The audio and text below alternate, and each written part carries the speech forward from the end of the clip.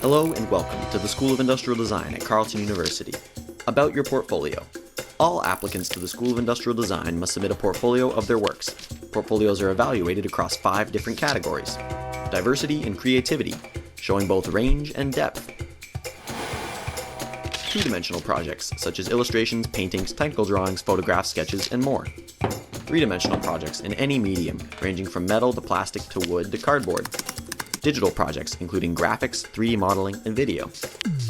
Portfolio samples from successful applicants are available on our website. In addition, make sure to include your CV and statement of interest.